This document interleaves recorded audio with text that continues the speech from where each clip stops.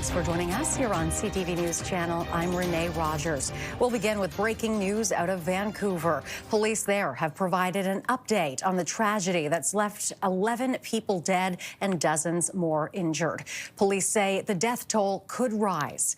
They say hundreds of officers are working on the case, investigating the incident and consoling the people affected. The incident took place in an enclosed area at a high school in an area with no vehicles. Police also say the perpetrator was known to police and healthcare professionals and has had past interactions with them, but they say there's no indication of political motivation.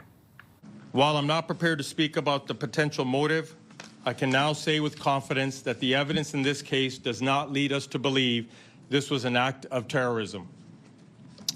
I can also tell you that the person we have in custody does have a significant history of interactions with police and healthcare professionals related to mental health.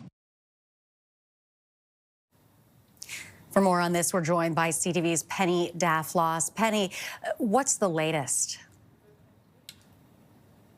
Well, Renee, as you mentioned, the death toll has risen in this case, and Vancouver police tell us that that could change once again, as there are many people still in hospital, seriously, even critically injured. We have also learned that there were children among those affected by this incident. The suspect is in custody. He's a man in his 30s from the Vancouver area. And in that clip that you heard there from the interim Vancouver police chief, you could hear that there have been multiple interactions with the healthcare system, with police for mental health issues. Now, he did not go into a lot of detail because the suspect has not been charged in this case.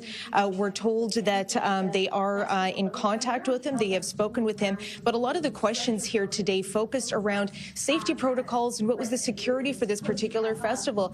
Vancouver, especially as the weather gets warm, there are so many events. Vancouver police insist they had done a risk assessment.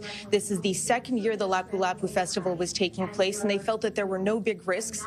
And they decided that a heavy police presence and barricades, usually there's city dump trucks that are put up for events where they think that there might be issues, were not necessary in this case.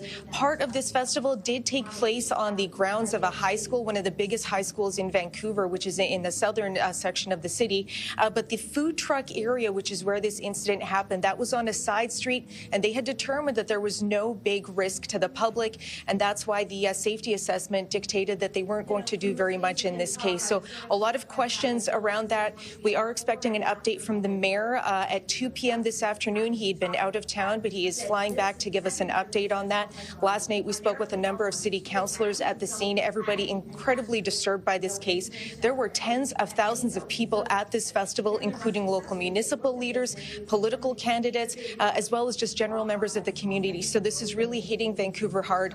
A lot of disbelief as to the death toll from this event, Renee. And Penny, what kind of reaction is coming in from people in the Filipino community? A devastation, disbelief. I mean, we're even hearing about people that are still trying to get in touch with family members. Some folks had been at the event earlier in the day. Others were going to go later. This event ended around 8 o'clock, so they were actually starting the teardown when this happened at around 8:13 last night. So, you know, who was there for the musical performance? Everyone is still trying to get in touch with family members. As those details trickle through the community, some people are met with relief, and other people are still desperately trying to get a hold of loved ones. So a lot of unease in the community, a lot of grief. There is a presser underway right now where we're expected to hear more from that community, but I can tell you just the average folks for the Filipino community, which is quite large in the Vancouver area, just a lot of disbelief and a lot of discomfort not knowing the full details of who's been impacted and exactly what happened. All right, CTV's Penny Daflos reporting for us on this. Thank you very much for this, Penny.